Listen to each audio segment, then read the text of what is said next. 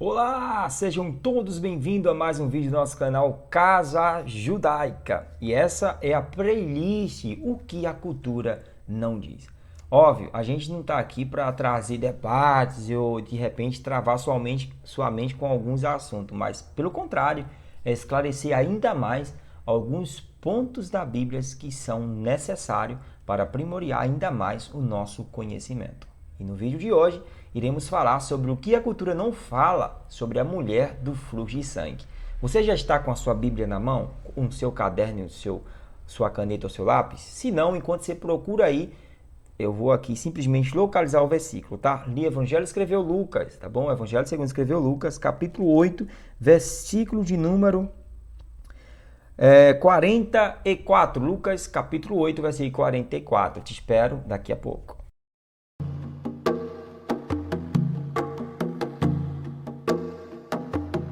Olá, já estamos de volta no nosso vídeo. Antes de iniciarmos, não se esqueça de compartilhar esse conteúdo, deixar nos comentários. A gente vai deixar aqui na biografia aqui um link do Telegram e por lá você pode mandar a sua ideia de vídeo, você pode nos dar dica para melhorar ainda mais o conteúdo aqui e muito mais. Aí você compartilha, comenta, se inscreve no nosso canal, deixa seu joinha e venha interagir, porque afinal esta casa também é sua. E como eu já falei, no vídeo de hoje iremos falar o que a cultura não diz sobre a mulher do fluxo de sangue, uma mulher que tinha hemorragia crônica.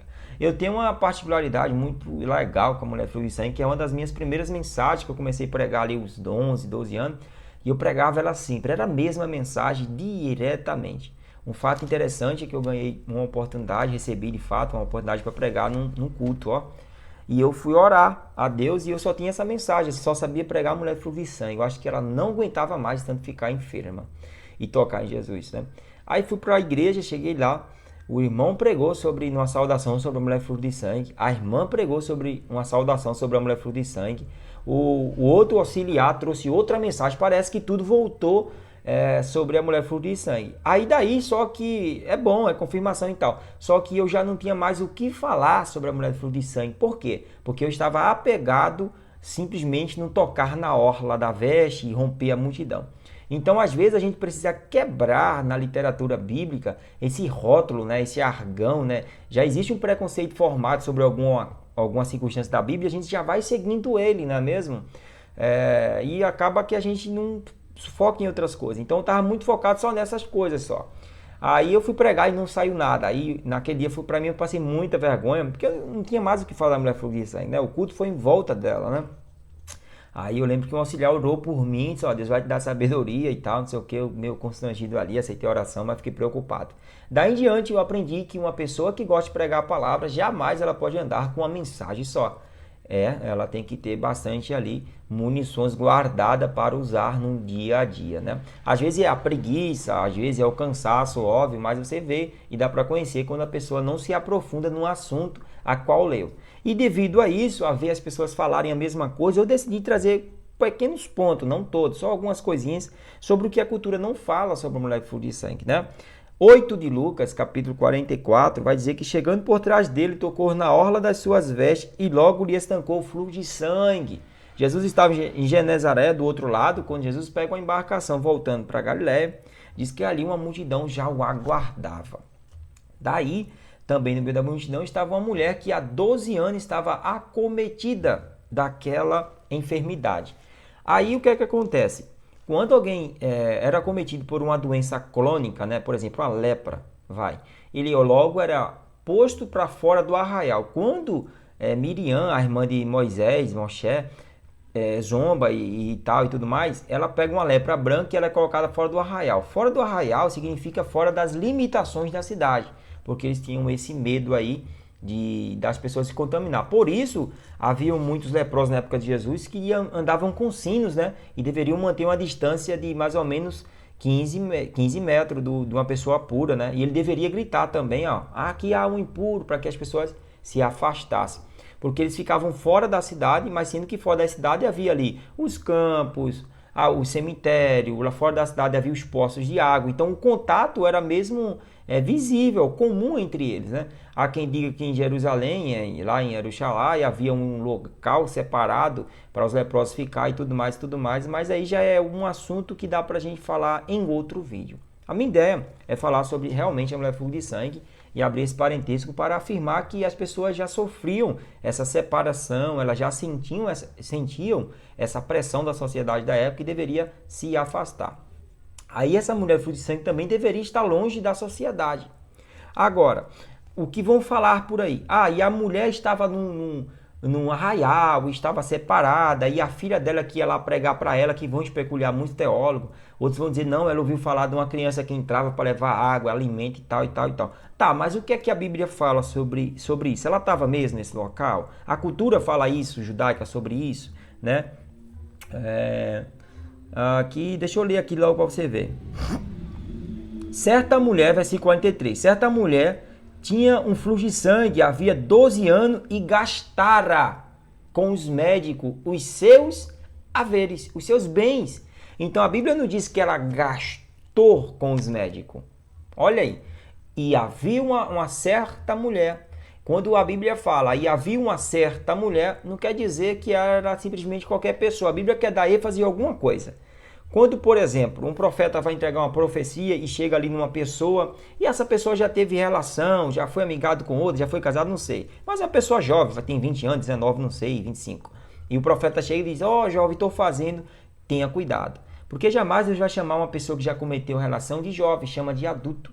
Porque já é uma chamada a um adulto. Então Deus, quando vai chamar Maria, chama de virgem, alguém que ainda não tinha concebido relação. Aí o pessoal vai dizer assim, e era Maria despojada com José e já era casada. Tá, na cultura oriental antiga, quando uma mulher era dada ao varão pelos votos de casamento, ele chegava, o varão pagava o dote e tal e tudo mais, todo mundo dizia, eis ali a esposa de Beltrano. Ela já era chamada até de esposa, mesmo sem ter coabitado com o marido, né?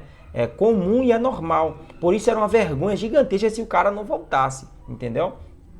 Voltando ao raciocínio. Então ela era uma mulher. Então se a Bíblia está dizendo que ela era uma mulher, está dizendo que ela tinha uma família, tinha talvez uma... E olha, uma interpretação não é longe da Bíblia, é na Bíblia mesmo. Havia uma certa mulher, então diz que ela, se é mulher, então é porque talvez ela tivesse esposo, família, ela tivesse uma vida comum, ativa. E o que que diz? Que ela vinha gastando. Então ela não era qualquer mulher, né? Ela vinha gastando com os médicos.